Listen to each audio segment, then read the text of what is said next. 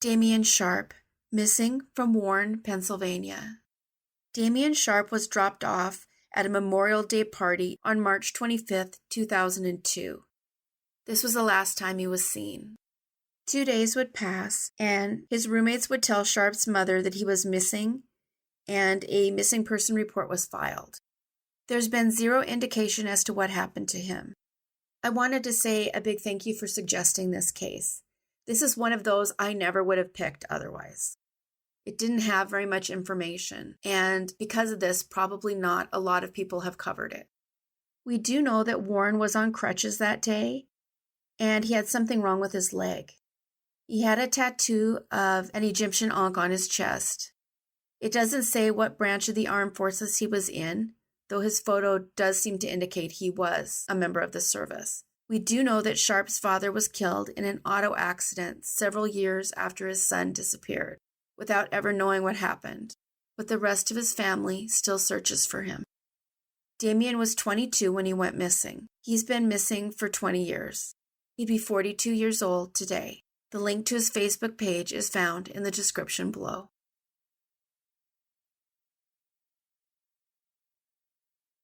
Donna Kay Cloud from Splendora, Texas. Donna Cloud was last seen in Splendora on October 25, 2016.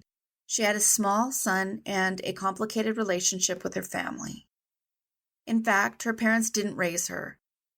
It was her grandparents that this responsibility fell to. What relationship there was with her family, it was strained. Her mother had dropped her off with her grandparents and didn't return. She was just an infant at the time. At 14, Donna tried to begin a relationship and meet her mother, but after making the appointment, her mother didn't bother to even show up. Donna would eventually have a child of her own and do her best to be the parent she didn't have. However, she did end up with some struggles, it seems. For instance, it appears she was hospitalized on an overdose within that last year.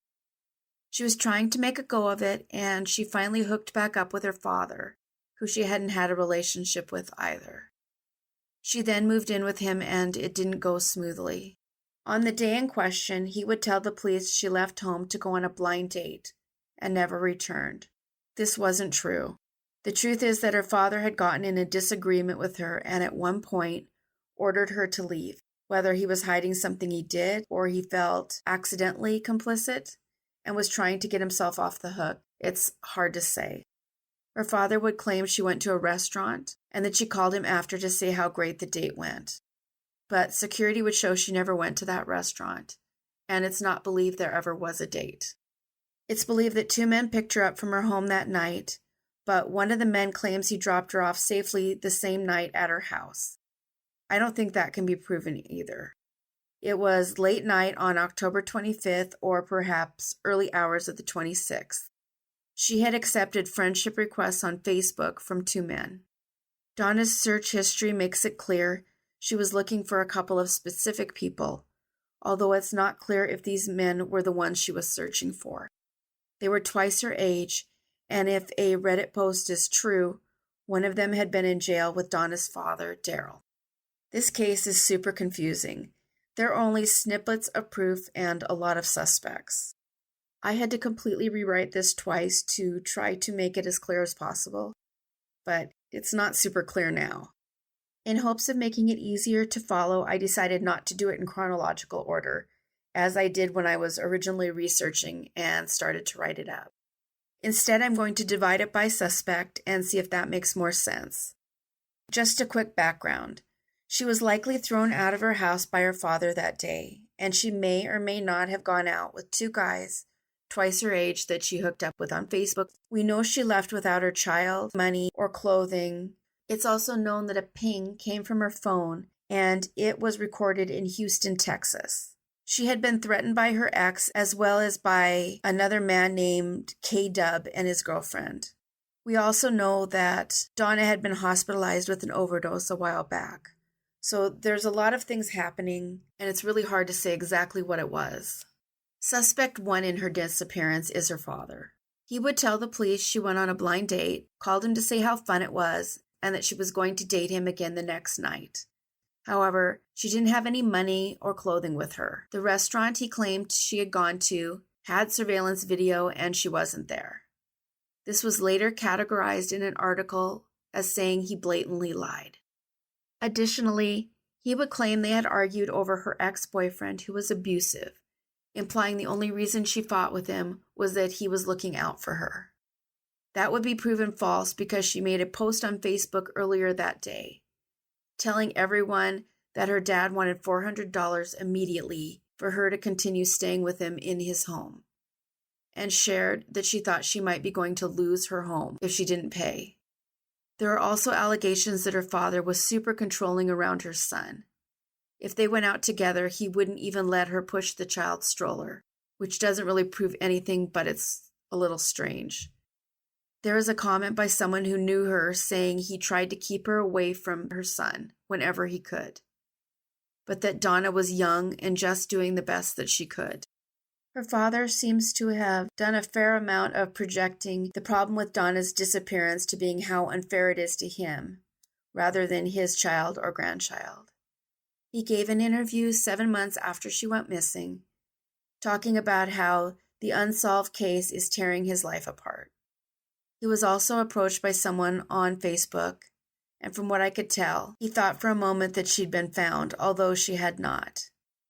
This was his post, and that too doesn't make him look great. He would go on to call his missing daughter a spoiled brat, and claim she had essentially ruined his life by making him drive his vehicle into the ground while looking for her, that she caused him to lose his job, and he was upset at her being missing.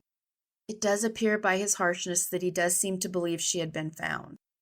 If he thought she was found alive, then it might be an indication that he did not do anything to her, even though it seems to look bad for him.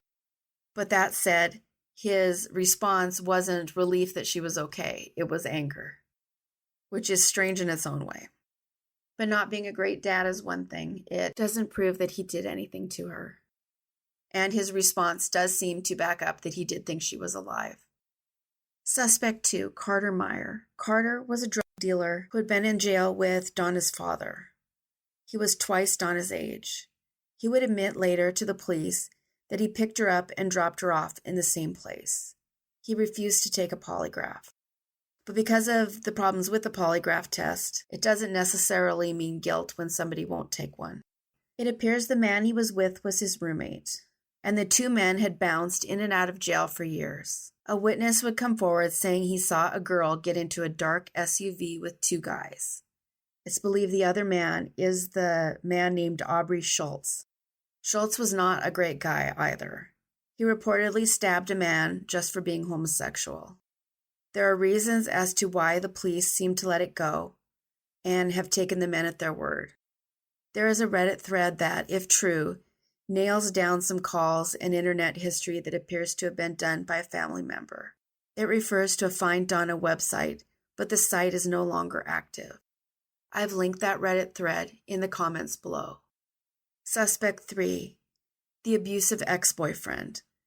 The police willingly reached out to him, and he willingly took a lie detector test, and he reportedly passed. He seems the less likely suspect of all of them. Suspect 4, a man known as K-Dub, seen here. This is a TikTok put out by Donna's family, and there is a link to the site I got it from. Team Donna Kay in the links below. He reportedly left her a threatening message the day after she went missing. According to the Reddit thread put out by one of her family members, the proof of her movement seemed to go like this. October 25th, 2016. Donna turns on her Facebook location tracker, and her first location is recorded after 9 p.m., and she Googled Snapchat and Unlimited Notepad. She apparently used the notepad to write to her father, and then she searched Snapchat again. The last time anyone ever saw her is listed as the 26th. Digitally, a lot happened that same night, October 27th, 2016. At 12:51 a.m., she did a Facebook search for two friends. Google searches at 1:07 a.m. searched out the word spectrum, and at 2:49 a.m. searched out Hillary Clinton heckler. At 4:41 a.m. through 6:49 a.m., she was sending DMs. These DMs went between her and Kyle Ferguson, also known as K-Dubs, who she was talking to before her disappearance. They were flirting back and forth, which I believe ended with his girlfriend Amanda threatening to harm Donna.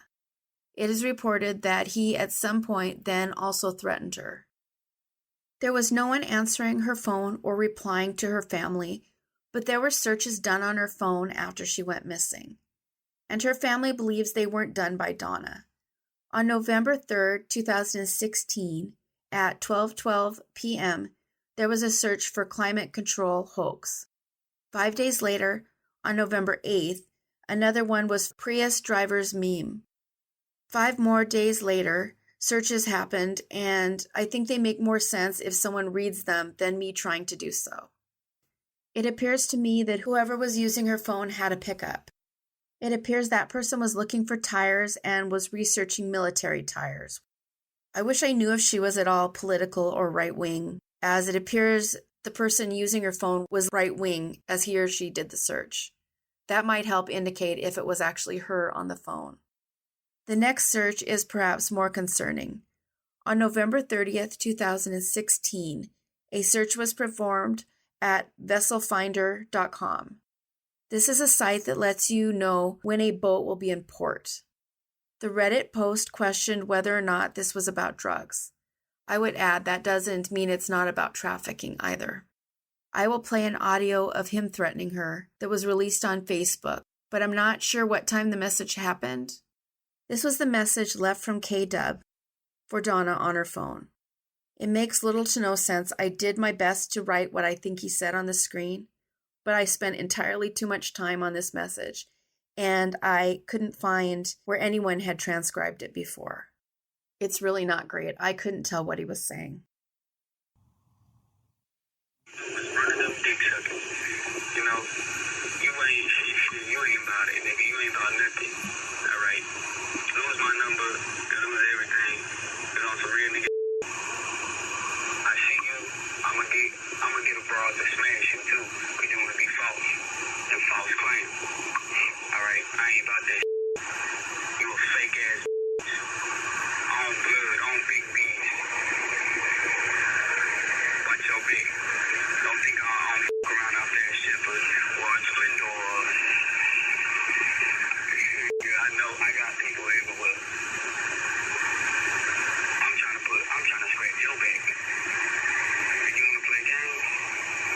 You ain't nothing but a motherfucking bust ass.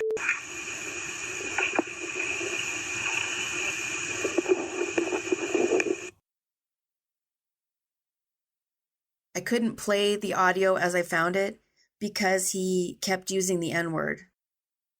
It looks like he responded here, as you can see, using his wife's Facebook to allegations made by Missing in Texas on their post regarding her going missing. I don't know exactly where this message showed up or what took place, but her family and friends have posted this on social media. Donna was 19 when she went missing. If she is still alive, she is 25 today. She has a number of tattoos, and there is a diamond ring that she wore on her right finger, a cross on her right index finger, the words "Love is enough" on her collarbone, the word "faith" in cursive on the inside of her forearm, a tattoo of a crown on the inside of her forearm, and script writing on her back on her right shoulder blade, reading, "God is within her, she will not fail." Psalms 46:5. When she was last seen, she was 5 foot tall to 5'2" and 95 to 133 pounds. This is a wide estimate for someone of her height. Both cheeks have deep dimples, and she was around both Conroe, Texas, and Houston. There's a link in the description to a petition for a new detective on this case, as well as to Facebook and Instagram sites dedicated to her case. Donna Kay Cloud has been missing for 6 years. She has a 9-year-old child that needs to know where his mom is. If she is still alive, she would be 25 today. Please call the number on your screen if you know anything at all about this case. Thank you so much to everybody commenting. Even with just an emoji, it really has made a big difference. The current goal for the channel is 20,000 subscribers, but we aren't even halfway there as I record this. So if you enjoy the content here and you're not sure, take a peek to see if you're subscribed. Please consider subscribing and hitting the bell so you don't miss new episodes. Thanks everybody. Take care of yourselves and each other.